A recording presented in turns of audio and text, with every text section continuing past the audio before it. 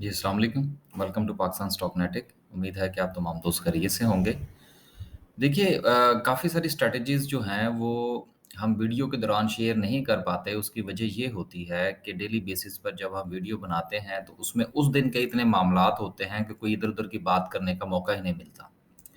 आज जो है वो मैं थोड़ा इस पर बात करने की कोशिश करूँगा कि अक्सर औक़ात आपने मेरी वीडियोज़ में सुना होगा और मुझसे लोग जो है वो क्वेश्चन भी करते हैं इस हवाले से कि मैं हमेशा कोशिश ये करता हूँ कि ज़्यादा से ज़्यादा उन शेयर्स में काम करूँ जो स्लो चलते हैं। अब ये मेरी सिर्फ़ एक अपनी ज़ाती राय है। जो दोस्त अहबाब मेरे साथ काम करते हैं, उनको जिस वक़्त मैं कोई इस तरह का शेयर रिकमेंड करता हूँ, तो उसमें मेंशन कर देता हूँ कि सर ये स्लो शेयर है, ताकि अगर वो शेयर उनकी तबीयत के मुताबिक हो तो वो उसमें ट्रेड करें, अदरवाइज़ वो रहने दें। अब देखिए स्लो शेयर जो है उसको मैं सेलेक्ट क्यों करता हूँ, उसकी वजह क्या होती है और स्लो शेयर कहते किसको हैं?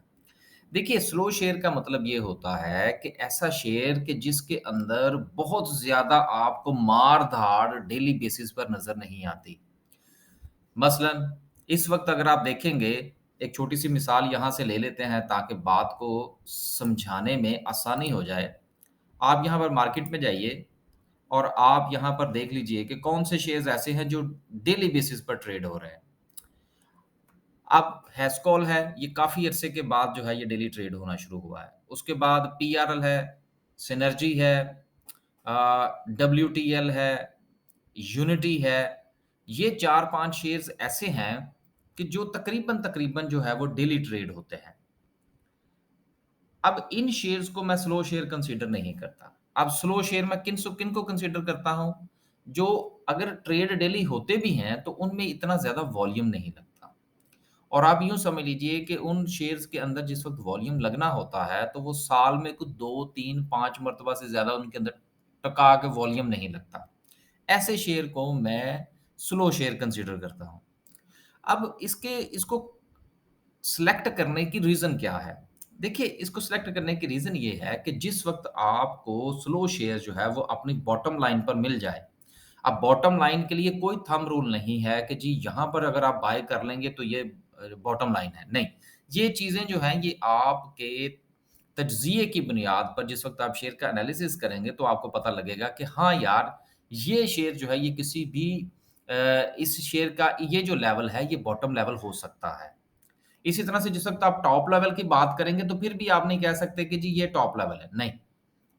पिन पॉइंट नहीं कर सकते, असम्पशन होती है और स्टॉक मार्केट में असम्पशन्स ही चलती हैं। अब चलते हैं हम अपनी बात की तरफ वापस। अब मैं जिस वक़्त ये देखता हूँ कि यार ये शेयर जो है ये है भी स्लो और ये तकरीबन-तकरीबन जो है वो अपने बॉटम के करीब जो है वो ट्रेड कर रहा है। अब मैं क्या करूँगा कि मैं उस शेयर के अंदर ट्रेड कर लूँगा। अब जब वो शेयर जो है फिर उसको बाय करने के बाद आराम से बैठ जाएँगे। फिर देखेंगे कि मार्केट क्या करती है। अब होता क्या है बेसिकली जो स्लो शेयर्स होते हैं, वो जिस वक़्त चलते हैं, तो वो ठग करके आपको सडनली जो है, वो एक अच्छा खासा परसेंटेज ऑफ रिटर्न दे देते हैं। अब इसकी मैं आपको 1 या 2 मिसालें भी देने की कोशिश करूँगा, ताकि आपको जो है वो बात समझने में मज़ीद आसानी हो जाए। मिसाल के तौर पर, आप अभी तो ख़ैर मैं इन दिनों शेयर्स के नाम इतने नहीं ले रहा, लेकिन जो दोस्त अहबाब पुरानी वीडियोज़ देखने वाले हैं, उनको पता होगा कि मैं पीटीसी जो है उसको बहुत ज़्यादा डिस्कस किया करता था। और अक्सर मुझे तनकीद का भी सामना करना पड़ता है कि जी ये शेयर तो चलता ही नहीं है जी और आप जो है वो इसके बारे में बात करते हैं। अब देखिए, चंद दिन पहले क्या हुआ कि पीटीसी जो है उसके मेरी रिकमेंडेशन ये थी कि ये तकरीबन 730 जो है ये इसका बॉटम लेवल है। अब इसका ये कतई मतलब नहीं है कि दोबारा ये 730 पर जाए तो आप इसमें कूद जाएँ, नहीं। ये सिर्फ़ मैं आपको एक एग्ज़ाम्पल दे रहा हूँ क्योंकि चीज़ों के जो लेवल्स होते हैं, मैं आपको यहाँ पर एक मिसाल भी देता चलूँ और अक्सर मैं ये बयान करने की कोशिश करता रहता हूँ कि सर एक ही चीज़ एक वक़्त में आपको महँगी लग रही होती है और वही चीज़ दूसरे वक़्त में आपको सस्ती लग रही होती है। मिसाल के तौर पर हेस्कोल का शेयर है, इसको अगर आप इसकी तारीख में चले जाएँ, तो माज़ी करीब के अंदर ये शेयर जो था, ये तकरीबन 20 से 30-35 रुपए के दरमियान ट्रेड होता था। तो जो लोग उस वक़्त इसको 23 या 24 रुपए के करीब खरीदते थे, एनालिसिस की बुनियाद पर वो लेवल कहते थे, जी, ये बहुत अच्छा है, सस्ता है जी, इसको खरीद लिया जाए।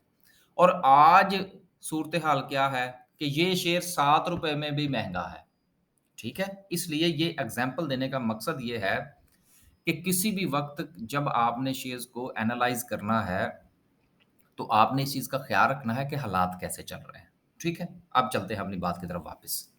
अब फ़र्ज़ कीजिए कि ये शेयर जो था, बल्कि फ़र्ज़ क्या है, ऐसा तो हमने किया है कि पीटीसी जो था, वो मेरा ये ख़्याल था कि ये शेयर जो है, ये तकरीबन को 730 जो है, ये इसका लेवल बनता है और यहाँ पर हमें इसकी बाइंग जो है वो करनी चाहिए। अब हम इसको लेकर बैठ गए।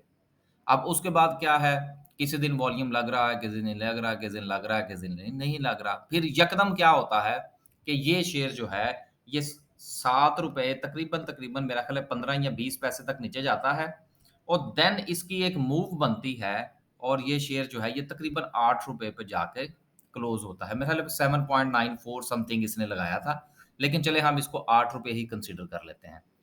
अब देखिए बात करने का मकसद ये है कि ये शेयर जो है फ़र्ज़ कीजिए कि ये पूरा साल आपने सँभाल के रखा। अब बात को ज़रा थोड़ा-सा अंडरस्टैंड कीजिएगा। आपने इस शेयर को ₹7.5 के ऊपर खरीदा और 7.5 पर खरीद के आप बैठ गए और सारा साल आप परेशान ही होते रहे कि ओए होए! यार इसमें तो ट्रेड ही कोई नहीं हो रही, इसमें तो वॉल्यूम ही नहीं लग रहा, मेरा तो पैसा स्टक हो गया।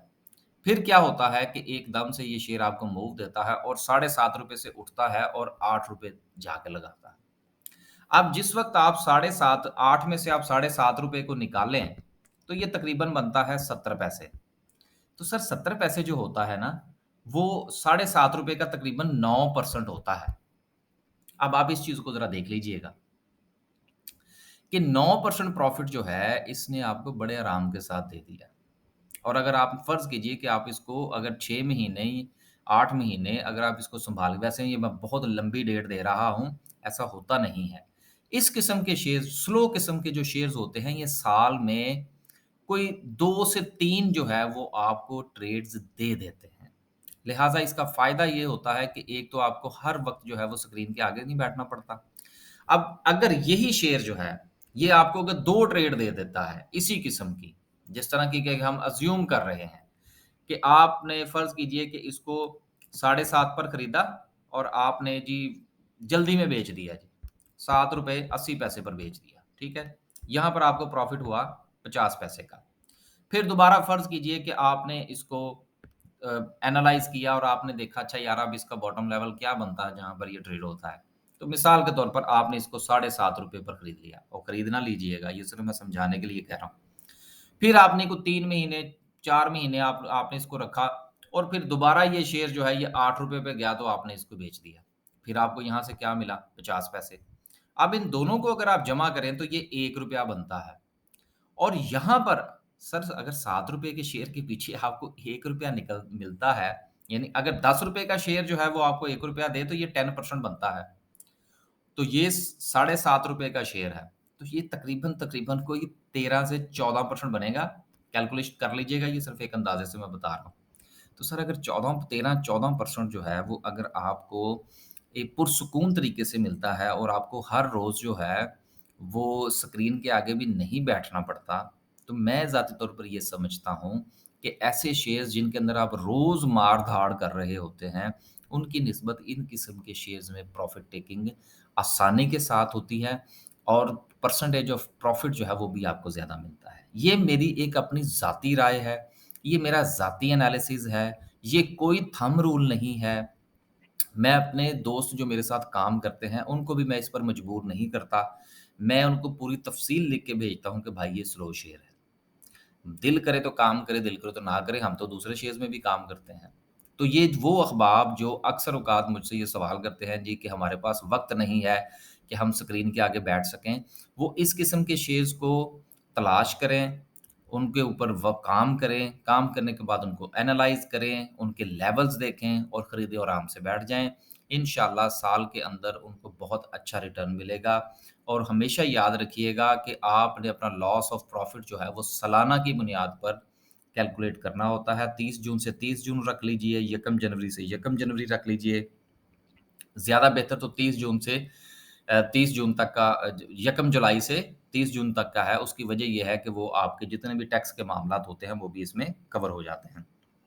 उम्मीद है कि आज ये छोटी-सी बात जो है, वो मैं एक्सप्लेन कर पाया हूँगा कि मैं स्लो शेयर में काम करना क्यों पसंद करता हूँ। अल्लाह हाफ़िज़।